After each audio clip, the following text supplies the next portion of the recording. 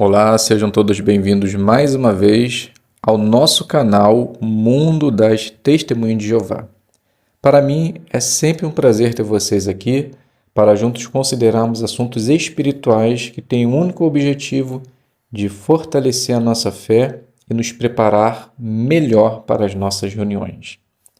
Nesse vídeo, nós vamos estar considerando o estudo bíblico de congregação, a lição 22, que tem o tema Como você pode falar das boas novas para outros? Então vamos para o nosso vídeo.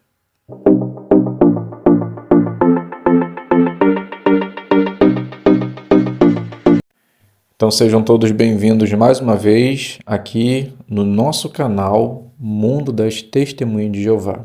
Sejam todos bem-vindos. Se você é novo aqui no canal, se inscreva, deixe o seu like, ative o sino e no final do vídeo faça o seu comentário. Então vamos iniciar o nosso estudo fazendo a leitura inicial, que diz assim: Até agora você já aprendeu muitas verdades da Bíblia, mas você talvez pense, todo mundo devia saber sobre isso. É verdade, todos precisam saber sobre isso.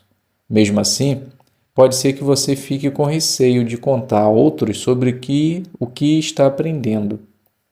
Nesta lição, vamos ver como você pode vencer esse medo e ter a alegria de falar a outros sobre as boas novas. Então, primeiro ponto. Os discípulos de Jesus disseram: não podemos parar de falar das coisas que vimos e ouvimos. Eles amavam tanta verdade que queriam falar sobre ela para o máximo de pessoas possível. Você também se sente assim?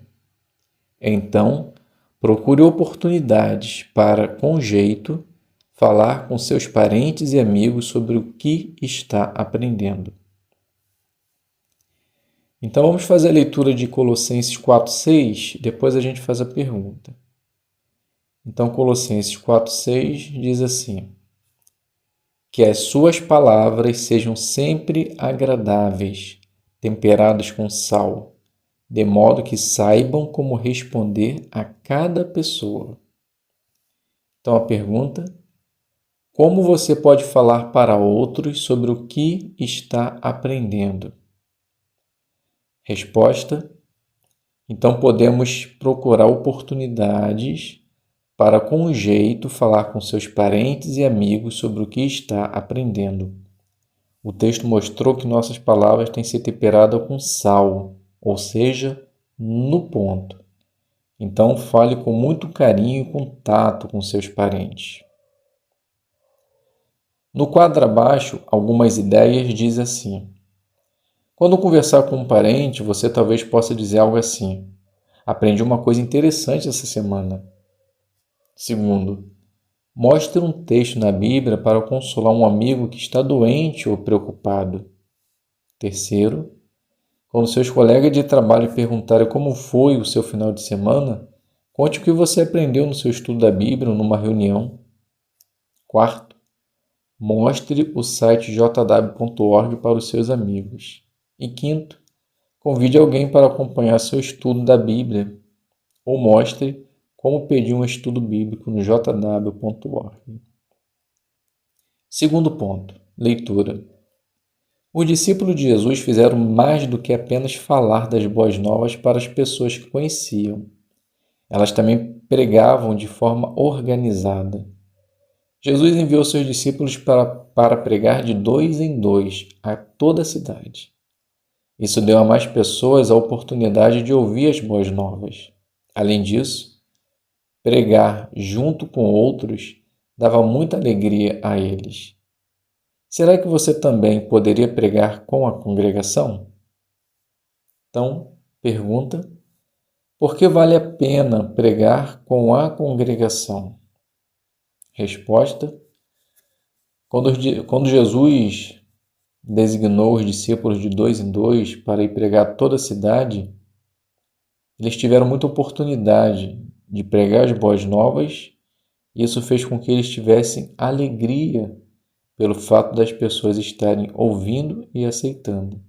Então, É exatamente isso também vai acontecer conosco. Vale a pena porque nós teremos alegria e iremos saber que estamos dando oportunidade para que outras pessoas venham conhecer a verdade. Aprenda mais.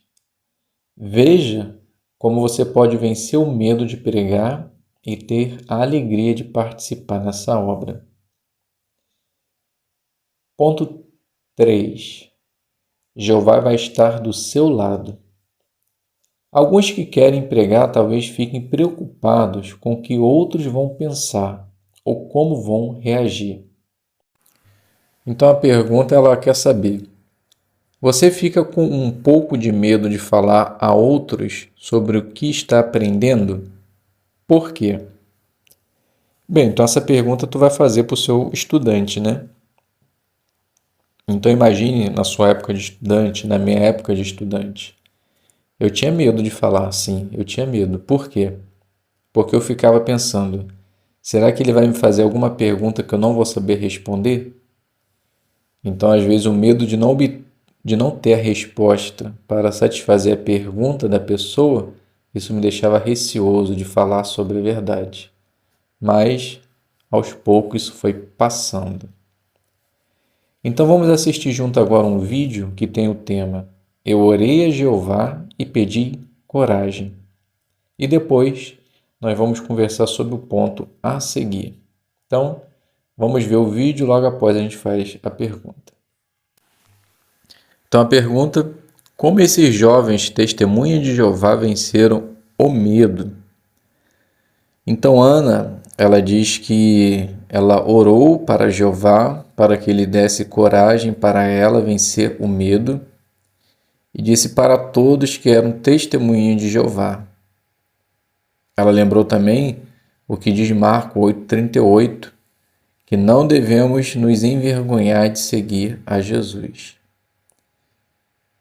Bianca, ela diz que ela tinha medo, né, de defender a sua fé.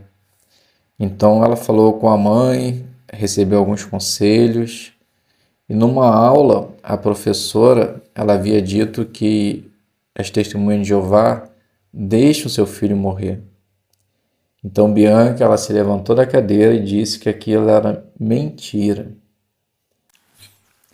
E Jonathan, ele pensou no exemplo de Jesus, orou a Jeová pedindo coragem e também outra oportunidade de defender o nome dele. Então, depois dessa oração, ele teve força e conseguiu se identificar como testemunha de Jeová e ele disse que isso tem sido uma proteção para eles. Então, a gente viu aqui algo comum, né, nessas três experiências, que todos oraram a Jeová e pediram ajuda. Ponto 4. Fale de modo bondoso. Quando falar das boas novas para outros, pense não apenas no que falar, mas em como falar. Então vamos fazer a leitura do livro de 2 Timóteo 2,24 e 1 Pedro 3,15. E depois vamos conversar sobre os pontos a seguir. Então 2 Timóteo 2,24 diz assim: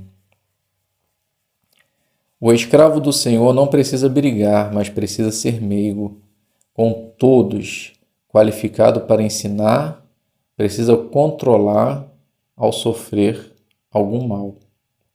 E 1 Pedro 3,15 diz assim: mas santifiquem o Cristo como Senhor no seu coração, sempre prontos para fazer uma defesa perante todo aquele que lhe exigir uma razão para a esperança que vocês têm, fazendo isso, porém, com brandura e profundo respeito.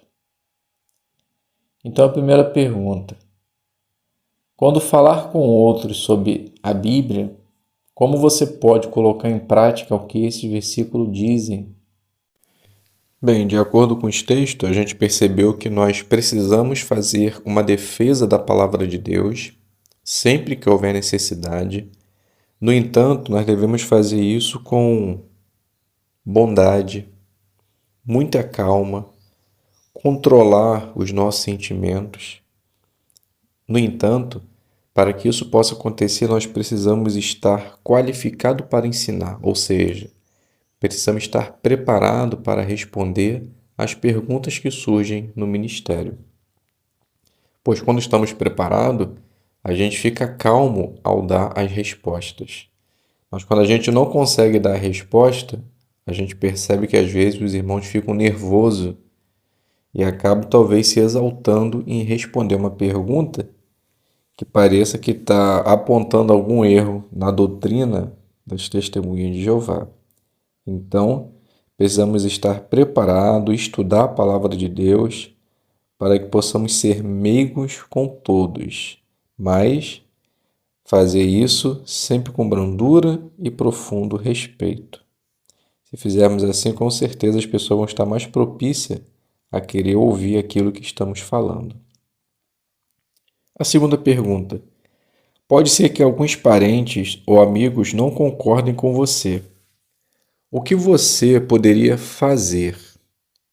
O que você não deve fazer? Bem, levando em consideração aparentes, o que nós podemos fazer é deixar que o tempo fale por si só, né? Às vezes a pessoa não é ganho por palavra, mas é ganho por ações, atitude e comportamento. Então, se você já teve a oportunidade de ensinar algumas vezes ao seu parente e você percebe que não houve mudança, faça com que sua atitude demonstre realmente que aquilo que você ensina é a verdade. Pode ser que você ganhe através da sua atitude. E o que você não deve fazer? Você não deve obrigá-lo, ou talvez tentar empurrar a goela abaixo, né, para que ele queira ouvir a verdade, porque talvez isso possa ser prejudicial. Então, dê tempo ao tempo, continue ensinando, seja bondoso e demonstre que através do seu comportamento aquilo que você fala é a verdade. A terceira pergunta: o que seria melhor? Falar com eles de modo bondoso ou tentar obrigá-los a concordar com você? Por quê? Bem, essa resposta aqui é óbvia, né? Falar de modo bondoso, para que assim ele possa querer ouvir a mensagem da verdade, ou a mensagem do reino. Porque obrigá-lo vai ser muito difícil, né? Porque assim, muitas pessoas, inclusive alguns parentes nossos, acham que as testemunhas de Jeová é uma seita, uma religião perigosa. Então, se você tentar obrigá-la a acreditar naquilo que você acredita, possa ser que você feche as portas de vez. Então, como dito anteriormente, fale de modo bondoso, tranquilo e deixe as portas abertas, né, para que ela possa, em algum dia, querer realmente ouvir o que você tem a dizer. Então, se ela não é ganha com palavras, tente ganhá-la sem palavras. Ponto 5. Falar a outros sobre as boas novas da alegria. Jeová deu a Jesus a tarefa de pregar as boas novas. O que Jesus achava dessa tarefa? Então vamos fazer a leitura do livro de João 4:34 e depois vamos conversar sobre o ponto a seguir. Então o texto diz assim: Jesus lhes disse: meu alimento é fazer a vontade daquele que me enviou e terminar a sua obra. Então a pergunta: além de nos manter vivos, comer nos dá alegria. Por que Jesus comparou fazer a vontade de Deus, por exemplo, pregar as boas novas, com o alimento? Bem, conseguimos entender no texto que o alimento, na verdade, é uma necessidade física que todo ser humano precisa, senão morre.